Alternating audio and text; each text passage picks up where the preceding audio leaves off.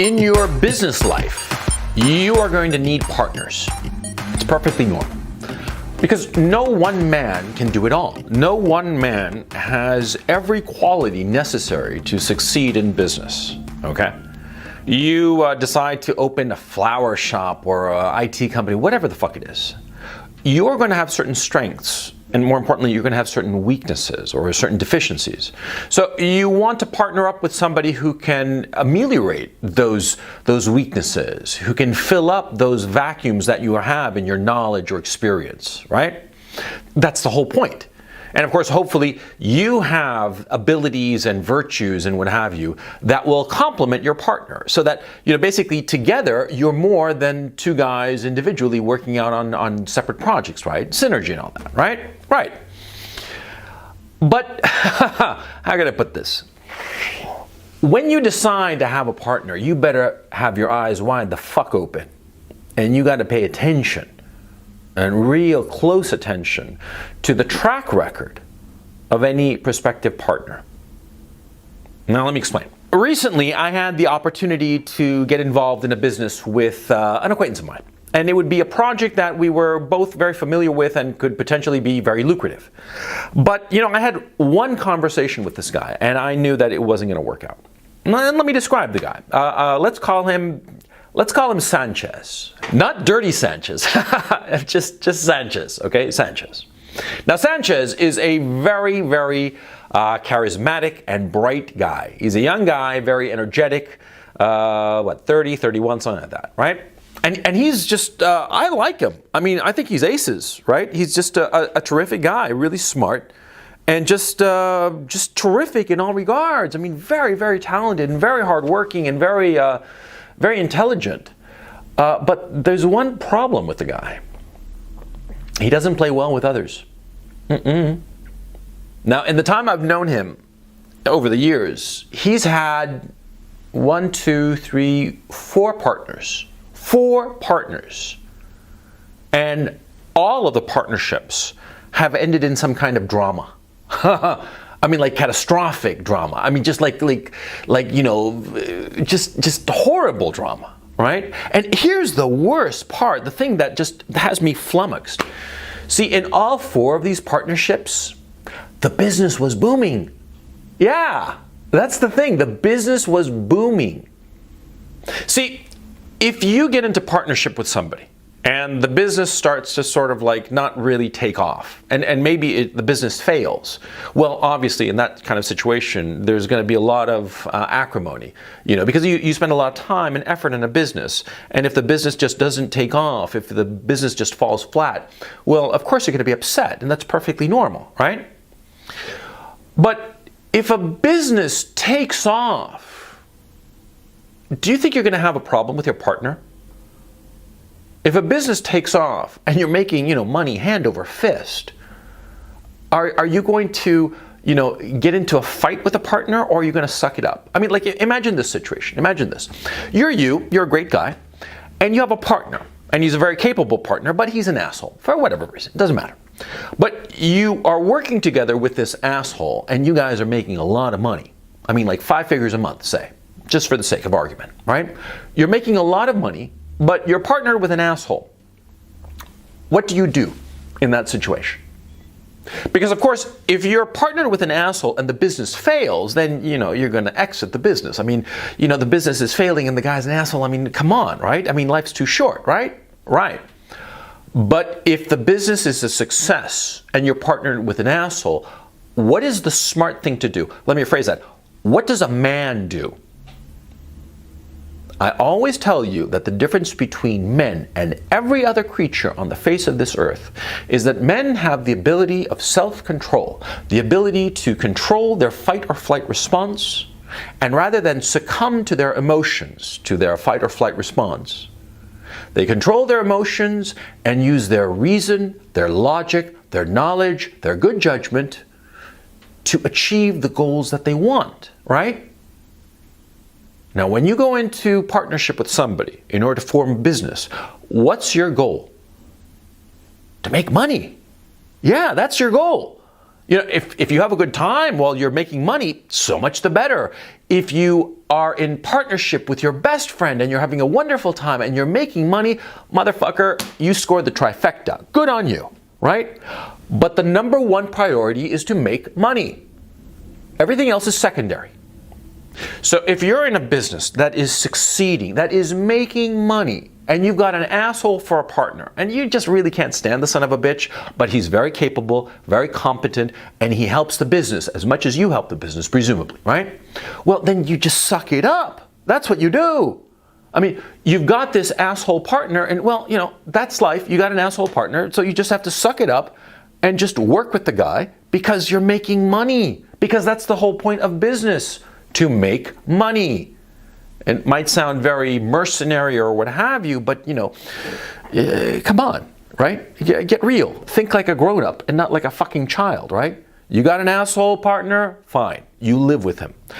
If you have the opportunity to somehow get rid of this asshole partner and slide in somebody else who will replace him and do the things that he used to do, well, if you have that opportunity, take it, of course. I mean, you don't want to be saddled to an asshole just because.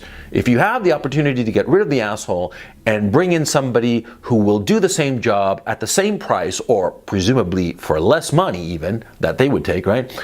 Do it. I mean, I'm not arguing. I'm not saying that you should be like some martyr to a partnership that's making money. No, that's not what I'm saying. But what I am saying is that, you got to think like a grown-up. You got to realize that if you're doing well and making money, you suck up the asshole.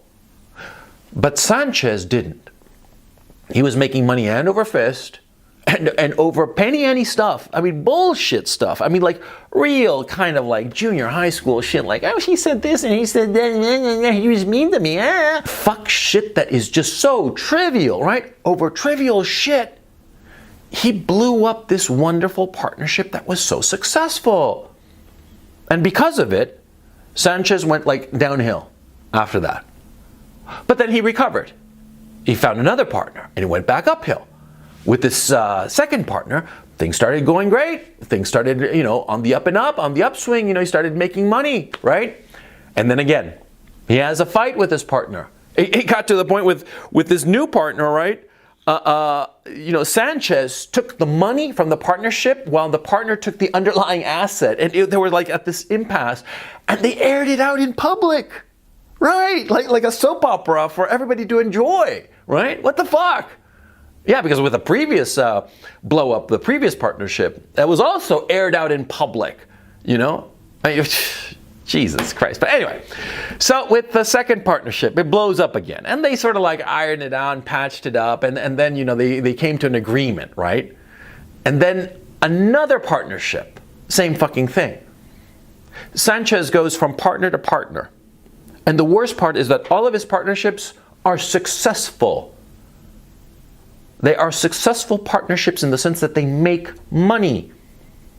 But what does the guy do? He sabotages the partnership.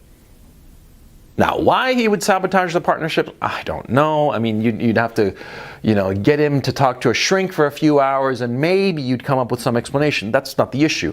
The issue is, of course, you could see that this is the situation with Sanchez, right? That's the reality of Sanchez. He does not play well with others. Now, I had the opportunity to potentially partner up with Sanchez, right? He called me up, all excited, let's partner up, it'll be great, blah, blah, blah, blah, blah, blah. Sure, and it got me excited because, Sanchez is like a guy who lifts you up, who makes you feel really excited about shit. So he started telling me about a potential partnership, and I was like, sure. And so I started asking like reasonable questions. And all of a sudden he got fucking upset. I mean, really upset over things that are the normal questions that you ask about a potential partnership, about percentages, about who was going to get paid and who wasn't. And all of a sudden I realized that, what he was trying to do was have me as like a junior partner. And he was going to have a couple of cronies and himself have 50% of the business. And I was going to have a fraction thereof. And of course, him and his cronies would be able to vote me out and screw me over potentially screw me over out of money and all the rest of it. And all of a sudden I realized, this guy, that's how he operates. That's how he is. I mean, you can't blame him. It's like the frog and the scorpion story, right? Did a video about the fucking frog and scorpion story right here. The scorpion acts the way the scorpion will. It's his nature. He's not going to change, right? I had the one conversation with Sanchez, and I realized it wasn't going to fucking work out, okay? And shortly thereafter, it sort of like petered out and never heard from Sanchez again. I was not surprised, and frankly, I was relieved because I knew it was going to end in disaster, see? Because the guy doesn't play well with others. And the thing is, see, smart as Sanchez is, clever as he is, hardworking and energetic as he is, he's never going to amount to much because he's never going to be able to build anything. Because he's always going to sabotage the relationships, the business relationships that he has. He's always going to fuck things up because he's got a character flaw. And that character flaw is that he does not play well with others, even though he recognizes that he needs partners because his own deficiencies are such that he needs somebody to help him. He's got enormous qualities, enormous talents, but he's got these character flaws, these character deficiencies that will lead him to fail every time. And it's not that the business fails because his business ideas are fucking brilliant. No, it's his inability to manage relationships. And this brings me, of course, to the wider point. See, business is an issue of relationships, of people. See? It's not an issue of how profitable something is. If mechanistically it can work. Most businesses on paper can work. And most businesses fail because the people involved are unable to work together in an efficient and productive manner. Because it's quite easy to figure out, if an idea is a stupid idea. And most stupid ideas, of course, never become a business. But most businesses that start have a fundamentally good idea. But most of them fail because the people working on them fail to interact properly and fail to adapt to the environment that they're in. That's what's going on. Now, Sanchez is the most egregious case of a man who consistently has good business ideas and starts them out, gangbusters, going great, and then he fucks it up because he sabotages his relationships. You want to be on your guard for any potential partner who's like that. You always want to have your eyes wide open insofar as a man who does not play well with others. A man who will destroy a relationship because of a relatively trivial difference of opinion. Because in every partnership, there are differences of opinion. That's the natural state of affairs. In every partnership, one guy is going to say that this is a good idea and the other is going to say that this is a good idea. Usually, it's somewhere in the middle. It's rare that one guy is on the right 100%. And it's exceedingly rare, vanishingly rare, for one guy to be right 100% of the time. Okay?